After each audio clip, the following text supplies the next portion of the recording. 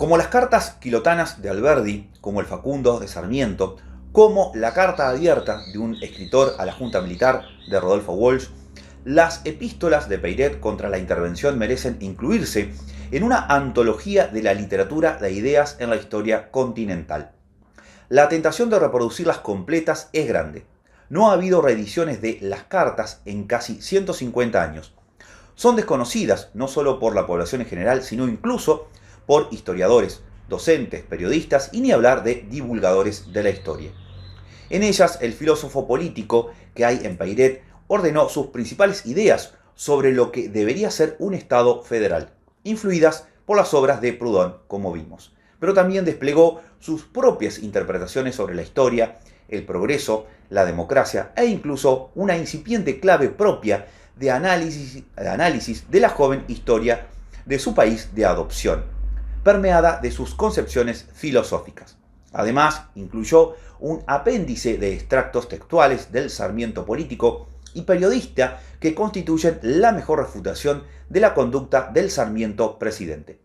Como David ante Goliat, una metáfora bíblica que quizás le habría gustado, pero con resultados diferentes, Peiret apunta al sistema unitario entronizado con refinada hipocresía, e incluye eficaces diagnósticos de una situación que amenazaba ensombrecer para las provincias y en particular para Entre Ríos el desarrollo futuro, como finalmente sucedió.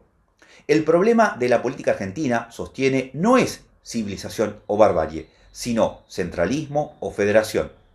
Y como parte de ese diagnóstico propone algunas recetas que en los años venideros seguirá repitiendo insistentemente en su labor periodística. Hay que eliminar la facultad de intervención del gobierno federal a las provincias, porque de mantenerlas de ese modo, los gobernadores terminarán siendo sucursales, anexos, apéndices del poder central, y los estados provinciales simples divisiones territoriales del poder central. Como vimos, ya algunos años antes lo había propuesto. El presidencialismo argentino es un mal que debe reemplazarse de inmediato por el sistema suizo parlamentario. Pero el mínimo remedio a ese mal es el voto directo de la ciudadanía para que el Congreso represente la opinión popular y no la del Poder Ejecutivo. La permanencia de la capital en Buenos Aires es completamente contraria al federalismo. Para Peiret, las fórmulas en la historia nunca pueden abarcar los sucesos de los pueblos y las sociedades, que no pueden ser expresiones algebraicas, porque siendo la esencial del hombre la espontaneidad y la libertad, la consecuencia es la variabilidad hasta lo infinito. Por eso afirma que son falsas las fórmulas como la de Sarmiento, de civilización o barbarie. Pero si esa expresión esquemática fuera cierta, enfatiza Peiret, resultaría que los que sostenían la causa de la barbarie eran los verdaderos apóstoles del derecho, de la verdad, de la legitimidad política, mientras que los que se titulaban defensores de la civilización en realidad lo eran del pasado, del error, de una falsa concepción política, cuál es el centralismo, el unitarismo. El instinto de las masas bárbaras veía muy claro que la razón ilustrada de los hombres civilizados que pretendían dirigir la revolución. El tiempo lo ha probado. La verdadera ciencia política se llama descentralización, federación, autonomía local y provincial. No se llama centralización, unidad, indivisibilidad.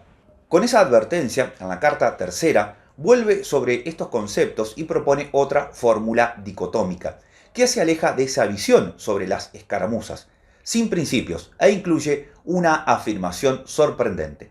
Todas las luchas de la República Argentina no tienen otro sentido. Es el combate de las autonomías locales contra la centralización unitaria y absorbente de la capital que quiso reemplazar a la antigua metrópoli.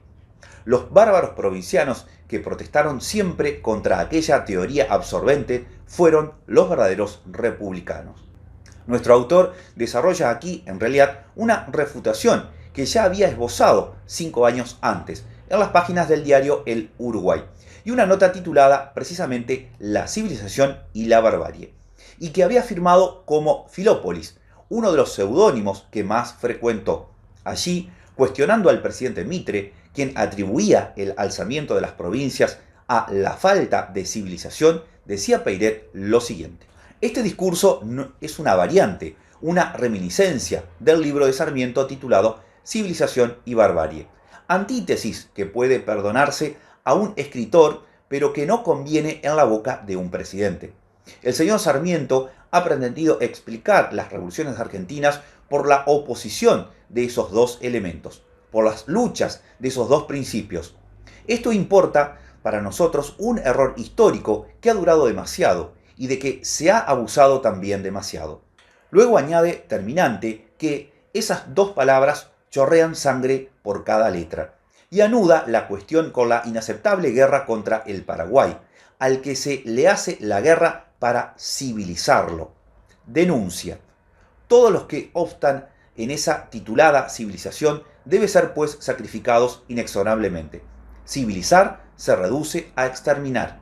El ser inferior, que es el bárbaro, tiene que hacer lugar al ser superior, que es el civilizado. Cierra la notable diatriba con la siguiente frase: dejémonos, pues, de civilización, palabra insultante y hueca, homicida como la razón de Estado de Maquiavelo, y alcemos únicamente, pero bien alta, la bandera de la paz y de la justicia. Pero volvamos a las cartas. Peiret, que se identifica con los ideales democráticos y liberales en el más amplio sentido, en una época en que esta palabra aún no había adquirido los sentidos peyorativos que les imprimió la discusión política argentina en el siglo XX, no acepta que los autores de esa política, a la que no duda en calificar como despótica, se autoperciban de ese modo. Lo más extraño es que los sostenedores de ese sistema se llaman a ellos mismos liberales. Ese epíteto prueba que la palabra fue dada al hombre, como lo decía Talleyrand, para disfrazar su pensamiento. La verdadera traducción de liberales aquí sería opresores.